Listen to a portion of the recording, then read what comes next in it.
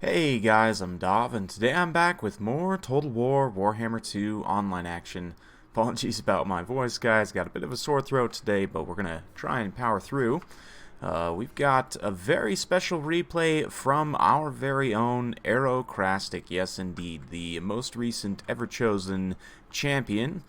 Has started his own YouTube channel, so he's going to be doing post-casted replays, or I'm not really sure, live battles, what he's got planned exactly, but regardless, his commentary on his Twitch channel has always been on point, so great to see him doing uploaded content on YouTube as well. I will, of course, have a link down in the description below to his channel. I would highly encourage all of you guys to go check him out, give him a subscribe, give him some nice comments, some likes, all the good things on the YouTubes. So yeah, here we go. Skaven versus Warriors of Chaos. He's actually fighting Slade X, who's known for his greenskins prowess, but this time taking the Warriors of Chaos. Still a very good player up against the Skaven. And the reason why I wanted to cast this game specifically, he did send me a couple of replays, but this one caught my attention because AEROCRASTIC is known to be very good with the Skaven, and I ranked Skaven bottom of the barrel on my tier list. And you know, I did try and put a caveat. I don't remember exactly how clear it came through on the video, but in the hands of a good player, the Skaven can be devastating. So let's take a look what he's got here. Gracier, Lore of Ruin up on the bell, back line of Clan Rat Spears, some Skaven Slave Slingers, single Warp Lightning Cannon, and a single Hell Pit Abomination, some Death Glow Bombardiers, Skaven Slaves up front. We've got some Storm Vermin Sword and Board through the center, and Death Runners as well. One unit of Rat Ogres, and some Gut Runners with Poison. A nice balanced Skaven army with plenty of infantry. For the Warriors of Chaos, got Archaon the Ever-Chosen here, Fireball and Burning Head on him. A whole line of shields here, Chaos Marauders, Chaos Warriors, Mirror Guard in the center, with a line of Chaos Marauder Horsemen as well, with Javelins. A single Armored Troll, very interesting. And yeah, right off the bat you can see Archaon getting a little bit aggressive here. AEROCRASTIC is going to try and punish him for that with the Hell Pit and the Rat Ogres. Archaon is able to squeak away there, but he did take some damage. Looks like he's maybe trying to pop a Fireball, or nope, Burning Head going in the back line here. Going to rip through these Clan Rats in the back line. I'd imagine that the idea here is to then swing these Hounds up and around and try and get on this Warp Lightning Cannon if possible, but these Rat Ogres are moving back into a protected position here. And yeah, Archaon's made a bit of a mistake there. Took a ton of damage to the Hell Pit early on, which is not the best. Hell Pit's now going to charge in with the support of some Skaven Slaves just to kind of break up the advance here. And you can see the Death Glow Bombardiers just rip up this unit of Chaos Warriors. That's why I really like this play here of using those Skaven Slaves very cost effectively to kind of force this situation. So these Chaos Warriors will get torn to shreds by those Death Glow Bombardiers. They're now going to pull back, and the second line is going to kind of form up here. Over here on the other side of the line, more Skaven have piled in, and we're going to get a nice overcast Death Frenzy here. This is going to juice up all of these units here. You can see these Death Runners up to 62 melee attack with armor. Their Special Armor Sundering, which is the only percentage-based armor debuff in the game. 50% Armor Sundering brings those Chaos Warriors down to only 50 armor. Suddenly the Sword and Board Storm Vermin can absolutely beat the brakes off of them, especially because they have Death Frenzy themselves. You can see Storm Vermin and Skaven Slaves here wrecking those Marauders. Just in general, some great use of that Lore of Ruin spells. Death Frenzy is honestly pretty underrated spell in my opinion. It's immune to psychology, 26 melee attack, extra weapon damage. The immune to psychology especially, it's very good for the Skaven obviously. Unfortunately the Hell Pit has been a bit caught up here, taking a ton of damage from the Trolls and from Archaon. The Mirror Guard are also right in his pocket as well. Pretty nicely placed, what is that, Warp Lightning? Archaon responds with a very well placed Burning Head. Unfortunately didn't quite get fully down the line here, but still did some very good damage to those Storm Vermin. And yeah, Skaven are able to secure this part of the battlefield. Meanwhile, over on the other side, things are crumbling a little bit. These Death Glow Bombardiers have been able to kind of fire and retreat continuously. Now they're going to point blank fire in. Warp Lightning Cannon has used up most of its ammo. It's pretty much a lost cause at this point, so might as well do the Skaven thing and throw some missiles, especially point blank into that particular Skaven Slave's back. He totally deserved it. But yeah, those Chaos Warriors getting punished, and again, the Skaven Slave Spears are being very cost-effectively used to hold them back, allow those Death Glow Bombardiers to fire point blank and just rip apart those Chaos Warriors. They're then going to immediately pull away, again, sacrifice another low-tier unit, rinse and repeat. You've still got the Rat Ogres online there as well. Meanwhile, over here, Storm Vermin able to hold back the trolls relatively well. They got a single cast Death Frenzy on them to hold back the Mirror Guard and the armored trolls. Also going to support with some Warp Lightning as these Clan Rat Spears and the Gracier try and work on Archaon a little bit here. Gracier does do armor piercing damage, not the best combat stats obviously up on the bell, but as long as it's facing Archaon from the front, it'll be hard for him to get attacks because the bell will continuously push him back. But if he's able to get up on the side or the rear like this, he'll be able to get pretty consistent attacks. But here comes the Hell Pit. Unfortunately was not chased off by the Warriors of Chaos and has regenerated and got a bit more leadership back. So now going to be having a bit of a traffic jam here, but it is going to come back. Looks like Archaon thought he was maybe going to pop a fireball on that Hell Pit there, but it looks like another Burning Head.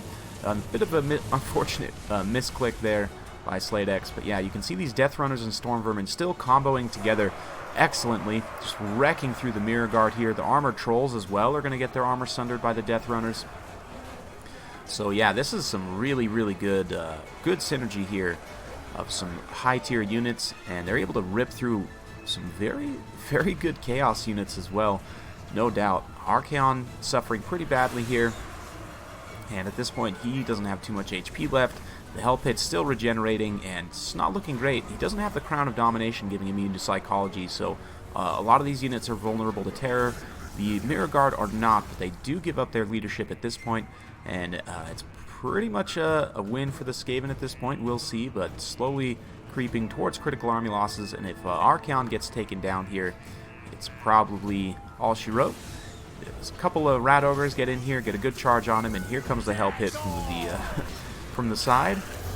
Looks like he's going to try and Burning Head to set himself free, but the leadership debuff's not going to be enough, and Archaon is going to get routed off here. It should trigger army losses. We'll see. He might be able to escape, but the Hell Pit might have got him there. Looks like it didn't actually make full contact on the attack animation, but the Rat Ogres are trying to keep him pinned in. Death Runners are getting little, picks and pricks here and there. Death Runners are just such a good unit, really underrated, honestly, and probably one of the Skaven's better tools right now. Because again, that Weeping Poison, 50% armor debuff, just scales so well in a lot of matchups, like against Warriors of Chaos, obviously, Dwarves, a lot of other heavy armor factions. Yeah, it's just going to be very, very good in general. Most factions will bring at least a handful of heavily armored units, so having 1 to 2 Death Runners in just about every build is almost always going to be useful. I'm a big fan of Sword and Board Storm Vermin as well. They have good combat stats for 120 model unit. They also have 90 armor, shields, just excellent unit overall, so very well played to both players. Hope you guys enjoyed that one. AEROCRASTIC able to pull out the win there. And how about those Deathglow Bombardiers? 118 kills, didn't even get touched hardly. Excellent play with them. Just ripped apart plenty of Chaos Warriors, and that's some really good work right there. The Hell Pit Abomination working down Archaon was great. He himself got 121 kills with some Burning Heads, but some Hounds must have chewed up some slaves or something, because I got 103 kills, which is pretty decent. Yeah, 108 on these Storm Vermin as well. That's impressive, considering you're up against, at the very least, Chaos Marauders. 58 on the Death Runners themselves. Yeah, I really like the use of that Death Frenzy, though. That Overcast Death Frenzy to just juice up those Storm Vermin and the Death Runners, and then kind of combo them together to tear through the superior Chaos Infantry. Because, although Storm Vermin are a pretty cost-effective unit, Chaos Warriors are sort of a good comparison, I guess. They're cheaper. So we can kind of have a fun little thought experiment here as we kind of compare these units. So let's go to Skaven, and we'll pull up the Warriors of Chaos as well. So the thing to note about Storm Vermin is, again, they have 120 models. They have more unit models than Chaos Warriors, so keep that in mind as we're making this comparison. They have not quite, but close to double the unit models of Chaos Warriors. So something to consider, but in terms of their combat stats, melee attack is the same. Melee defense is going to be higher for the Warriors of Chaos. They also have slightly higher weapon strength, charge bonus, armor, health, and basically every other stat. So you can see how kind of the strength in numbers of the Skaven plays out. And you're really going to try and get engagements where you can, take advantage of that. But at the same time, Chaos Warriors are extremely cost-effective, Storm Vermin can be, that because they have more unit models, I guess they do have more HP, but as a result, they'll just take longer to cut through, whereas the melee defense of the Chaos Warriors kind of counteracts that. We could pull in Chosen here as well. Now, they are 200 points more expensive than Storm Vermin and just markedly better in every way. Except for HP, granted they have only 60 unit models, so a good half the unit models of the Storm Vermin, but I mean the combat stats more than make up for that. And yeah, of course they have comparable HP despite the difference in numbers, which means Chosen have a lot more HP per model, which does make a pretty big difference. But yeah, it's an interesting unit. The thing about the Storm Vermin, though, is, again, you can compare them with Death Runners. Now, Death Runners are a little bit squishy. They do have some physical resistance, 30%, not too bad at all, but only 20 armor and only 28 melee defense. But this is why you bring them right here, this Weeping Blade. 50% armor, the only armor percentage debuff in the game. If you really want to get cute, you can pull in Lore of Ruin as well and throw down Wither. You can even overcast Wither for a minus 60 armor. So, you know, I've had games way back in the day where I used to use this to take down very high armor units to 0 armor, like Iron Breakers. You can get them to almost 0 armor, you know, by comboing those two together. Not that there's really a ton of units that can punish them super badly, but let's say you get a nice rear charge with some summoned Plague Monks or something.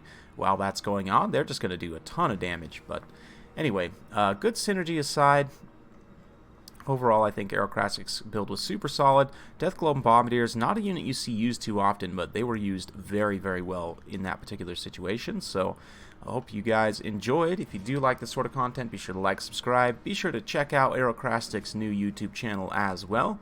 I hope you guys enjoyed, and we'll see you next time.